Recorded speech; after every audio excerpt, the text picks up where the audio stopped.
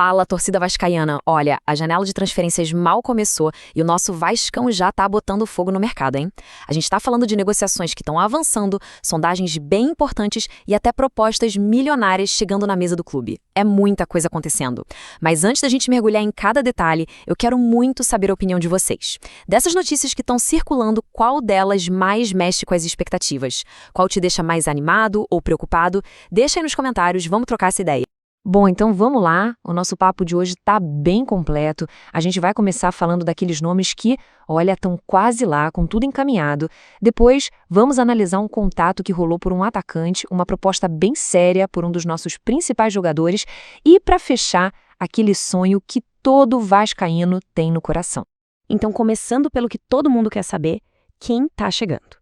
Vamos falar agora dos dois nomes que estão com as negociações fervendo, muito, mas muito perto de um desfecho positivo para o Vasco.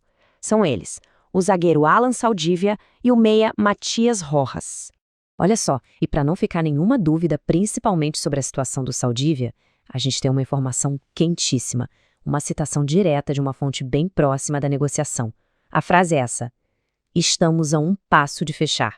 Pessoal, mais direto que isso, não tem como. É a confirmação de que o zagueiro está com um pé e meio em São Januário. E aqui a gente consegue ver um resumo claro de como estão as coisas. De um lado, o Saldívia, que está nesse um passo de assinar. Do outro, o Matias Rojas, que a situação é dada como praticamente acertada, ou seja, ainda mais avançada. E sabe qual foi o ponto-chave para os dois casos? O projeto. Parece que tanto o Saldívia quanto o Rojas gostaram muito do que o Vasco apresentou, e isso foi fundamental para a gente chegar nesse ponto das conversas. Beleza, agora vamos mudar um pouco o foco, vamos falar de uma situação que é um pouquinho diferente, que ainda não é uma negociação de fato, mas que tem um personagem muito importante envolvido, o nosso técnico Fernando Diniz.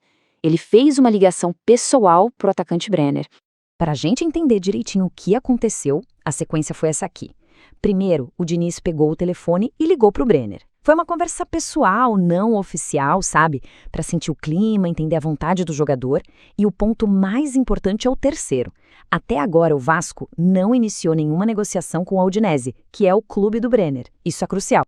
Então, só para deixar tudo bem claro, existe uma diferença gigante entre uma sondagem pessoal e uma negociação oficial.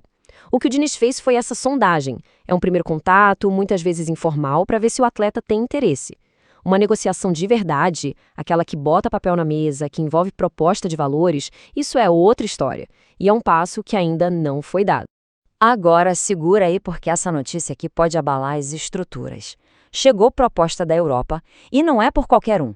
É por um dos nossos pilares, o Lucas Piton. O Besiktas da Turquia veio com força para levar o nosso lateral.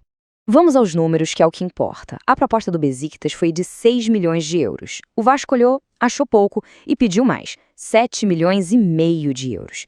Nesse momento, as conversas estão rolando. É um cabo de guerra e a qualquer momento a gente pode ter uma definição sobre isso. E para a gente entender de verdade quanto de dinheiro entraria no caixa do Vasco, a gente precisa olhar para isso aqui.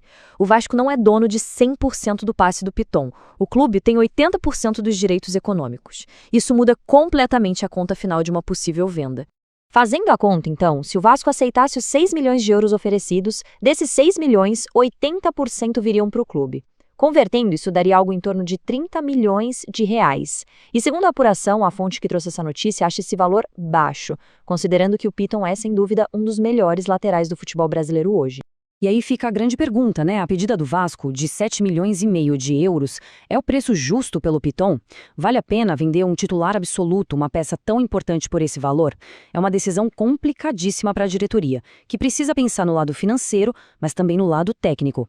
E agora, para a gente fechar nosso papo, vamos sair um pouco do imediatismo do mercado para falar de algo que mexe com o coração. Um sonho de uma família, que é inteirinha vascaína e que envolve um craque de nível mundial. Olha que legal isso aqui, pessoal. Isso aqui não é uma notícia de negociação, tá? É sobre carinho, sobre paixão pelo clube. Recentemente, o pai do Bruno Guimarães postou essas fotos da família toda, com a camisa do Vasco, com a legenda Família Vascaína. Ele reforçou que é um sonho ver o Bruno jogando no nosso clube um dia.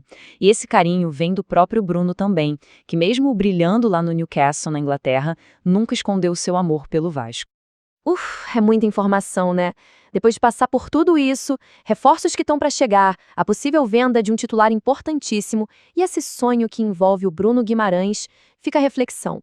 Qual dessas movimentações vai ter o maior impacto no futuro do Vasco? O que mexe mais com o planejamento do clube?